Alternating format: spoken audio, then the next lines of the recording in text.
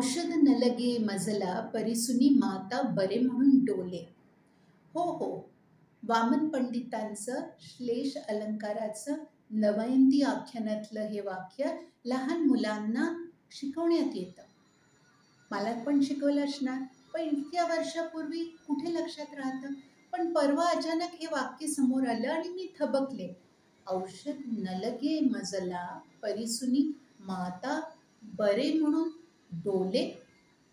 मला सांगा, कुठली अशी माता असेल की तिच्या कन्यारत्नांनी मला औषध नको असं म्हणल्यावरती बरं म्हणेल आणि चुप बसेल?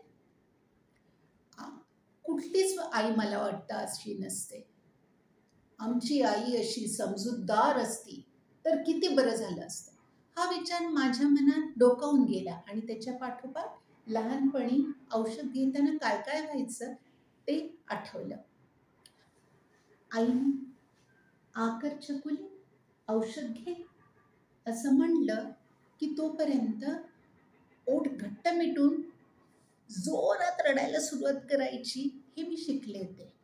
पण त्याच्यावरतीच थांबली तर ती आई कसली? तिच्याकडे साम दाम दंड भेद हे सर्व होते. हे बघ चकुली, आपल्याला लवकर बरं व्हायचंय ना, मग औषध घे. हा झाला सामोपचार. मला नको औषध. हे बघ शानी बेटा ना, तू औषध घे, मग मी तुला चॉकलेट देईन. दामाची भाषा. आधी चॉकलेट. हे बघ बघ बरं, दादा किती शाणा आहे. तुला दादासारखं व्हायचं ना, त्याला औषध घे म्हणलं की तो लगेच औषध घेतो. तुझा दादाच लाडका मी नाही असं म्हणून जमिनीवरती लोळण आणि जोरात रडायला सुरुवात करायची. आईने दादा आणि माझी तुलना करून भेदनीतीचा वापर केलेला असायचा, पण तोही फसतो. आईच्या सहनशक्तीचा अंत झालेला असतो. कार्टीनी उच्छाद आणलाय अगदी, आता अगदी असं आईने म्हटलं की जोरात ओरडून कुमुक बोलवायची. आजी, बाबा, आई मला मारते. बाबा, अगं अगं काय झालं, काय झालं, नको रडू नको छकुली, काय झालं, का मारते ग तिला? दादा मात्र शाणा. अहो बाबा, तिला औषध घ्यायचं नाहीये म्हणून कांगावन करतीये. आईने हात सुद्धा नाही लावलेला. नाही रे, लहान आहे ती बिचारी, किती रडतीये बघ. रडू नको, मी तुला चॉकलेट देतो. मोठं हो. तोपर्यंत आईने आपली कोमुक परत बोलवलेली असायची. अहो, खाली उतरवा तिला. आधीच सांगितलंय तिला औषध घेतल्याशिवाय चॉकलेट देणार नाही म्हणून. मला औषध नको.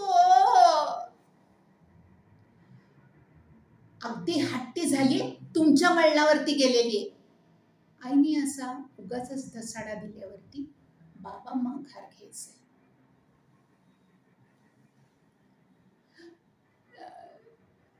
तोपर्यंत आमचा दुसरा खंदावीर मैदानात उतरलेला असायचा. अगं सुनबाई, माझा मुलगा नव्हता हो असा कधी. औषध घ्यायला सांगितल्यावरती लगेच औषध घ्यायचा. मग तुम्हाला काय म्हणायचं सासूबाई, माझ्या मळणावर गेली असं?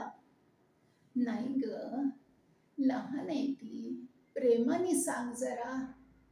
हो, हट्टी झालीये अगदी, तुम्ही लाडावून ठेवलीये असं आईने म्हणलं की आजी पण माघार घ्यायची. आई मात्र आपले प्रयत्न पुन्हा सुरू करायची. हे बघ, छान छान गोष्टी करायच्या ना आपल्या, तू पटकन औषध घे, मग मी तुला परीची गोष्ट सांगेन. आपले खंदेवीर मैदानातून गायब झालेले आहेत हे माझ्या लक्षात आलेलं असायचं आणि 10च्या अटी घालायची वेळ. आणि चॉकलेट मोठं आणि पूर्ण. हो. आणि आणि सिनेमामा आणि आईस्क्रीम आणि फुगा फुगा. हो हो ग बाई, आधी औषध घे.